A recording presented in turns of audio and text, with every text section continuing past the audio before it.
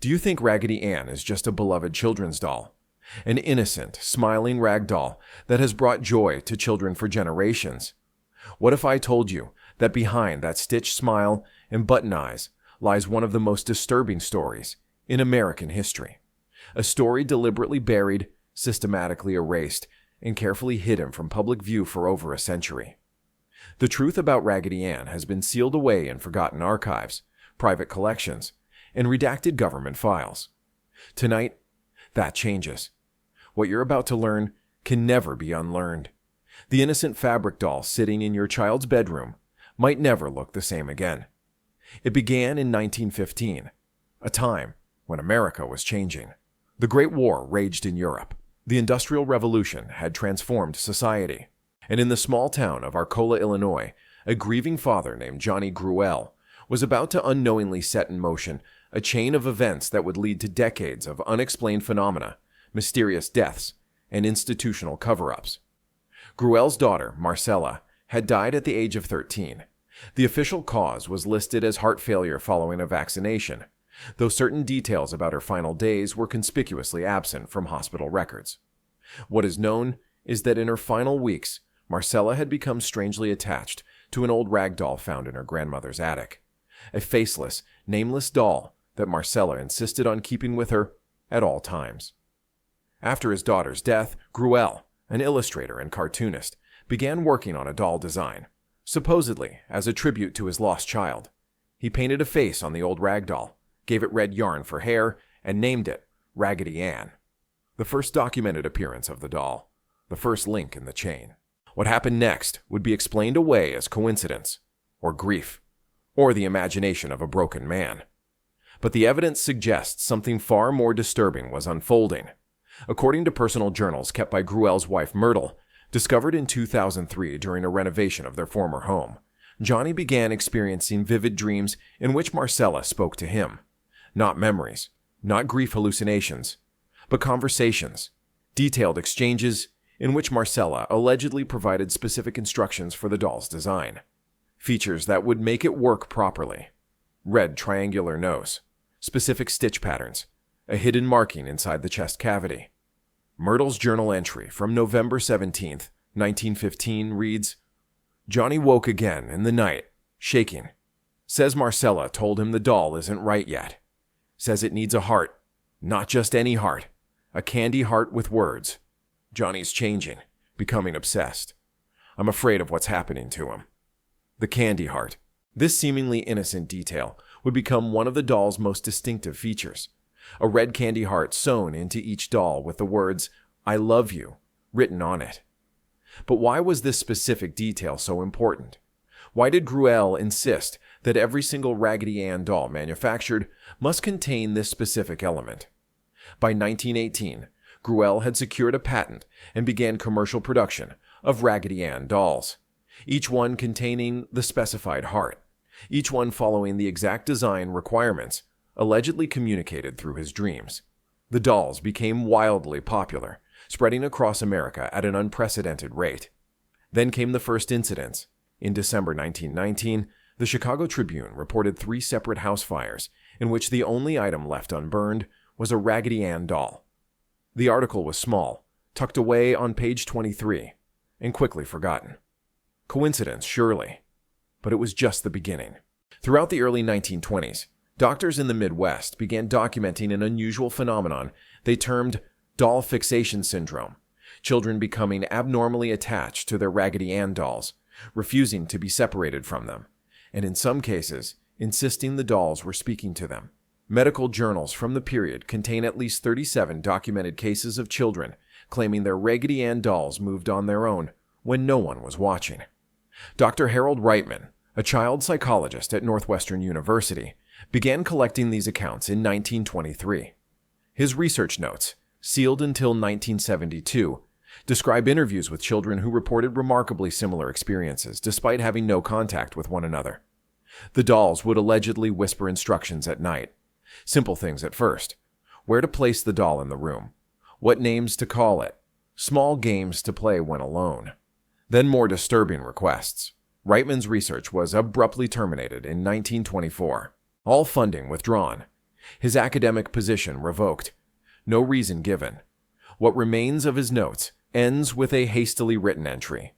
"They're watching me now. The pattern is clear. It's not the children. It's the dolls. Something is inside them. God help us all." Dr. Reitman disappeared 3 days later. His body was never found. The Gruel family, meanwhile, had achieved significant wealth from the dolls' success. They expanded the line to include Raggedy Andy, books, and various merchandise. But strange occurrences continued to follow Johnny Gruel. Workers at the factory reported machinery operating on its own after hours. Night watchmen refused to work consecutive shifts. 3 seamstresses, who worked on the heart insertion process, developed the same rare form of cancer within months of each other. And Johnny himself changed. Photographs show a dramatic transformation, from a vibrant, smiling man to a hollow-eyed, haggard figure within just a few years. His later illustrations took on darker themes. Hidden symbols began appearing in his work, triangular patterns, concentric circles, and what several art historians have identified as ancient sigils associated with spirit binding and containment. Then came the most disturbing development. Children who owned the dolls began dying. Between 1926 and 1929, 23 children across the country died in their sleep, all between the ages of 4 and 7, all with Raggedy Ann dolls in their beds, all with the same unexplained markings on their chests, small triangular bruises that matched the shape of the doll's nose. The pattern was obvious enough that it caught the attention of federal authorities. An internal memo from the Bureau of Investigation, predecessor to the FBI, dated March 12, 1929, references the rag doll deaths and orders agents to collect all dolls from affected households for examination. The report was classified. The investigation never publicly acknowledged. What happened to those collected dolls? According to declassified fragments of documents obtained through Freedom of Information Act requests in 1997, they were taken to a federal facility in Maryland for extensive testing and analysis. The documents reference unusual material composition and unexplained weight variances, but provide no specific conclusions. Johnny Gruel died in 1938. The official cause was heart failure. His wife later claimed he had been suffering from nightmares in his final months. Nightmares in which Marcella appeared to him not as the sweet child he had lost, but as something else entirely. Something wearing his daughter's face like a mask. After his death, production of the dolls continued under corporate management. The specific design requirements, including the candy heart, remained strictly enforced. No one questioned why these particular features were so important. No one connected them to the strange events of the previous decades. The dolls continued to sell by the millions. The 1940s brought a temporary lull in reported incidents, possibly due to wartime restrictions on manufacturing. But in the post-war boom, as production ramped up again, the pattern resurfaced. This time, it took a new form. In 1947, a fire destroyed a Raggedy Ann warehouse in Pennsylvania. Among the ruins, firefighters discovered a sealed room containing hundreds of damaged dolls, all with their hearts removed, all arranged in a perfect circle facing inward. The official report listed the cause as arson. No suspects were ever identified. That same year, the first whisper recordings emerged. A family in Ohio had set up a primitive recording device to capture their daughter's piano recital. When played back beneath the music, barely audible but unmistakably present, was a female voice, repeating the same phrase over and over. "Feed the heart. Feed the heart." The family's Raggedy Ann doll was sitting on a shelf behind the piano. Similar recordings appeared throughout the 1950s. As home recording technology became more accessible, dozens of families captured what became known as doll whispers, faint voices detected only on playback. Always near Raggedy Ann dolls, always with similar messages about the heart, or the hunger, or the waiting. Audio analysis performed in 1978 by sound engineers at MIT revealed something chilling about these recordings. When the voices were isolated and compared, they showed identical acoustic patterns despite being recorded on different devices in different locations, years apart. As one researcher noted in his findings, these are not separate recordings of similar voices. This is the same voice, speaking through different mediums. The Voice Analysis Project was shut down after a lab fire destroyed all the original recordings and research data. 3 researchers involved in the project were killed. A 4th was institutionalized after suffering what was described as acute psychological collapse. Before being committed, she left a single note. "It knows we're listening." Throughout the 1960s and 70s, the popularity of Raggedy Ann continued unabated. The doll became a cultural icon, appearing in television, books, and merchandise worldwide. Few questioned why such a simple doll maintained such enduring appeal across generations. Fewer still knew about the pattern of incidents that followed in its wake. In 1968, child psychiatrist Dr. Eleanor Tanner began documenting what she called Raggedy Ann syndrome, a specific type of parasomnia affecting children who owned the dolls. The children would sleepwalk in distinctive patterns, always ending up in the same position, standing and staring at the doll. When awakened, they had no memory of getting up, but many reported the same dream, a faceless girl asking them to help her find her heart. Dr. Tanner presented her findings at the American Psychiatric Association conference in 1970. The next day, all reference to her research was removed from the program.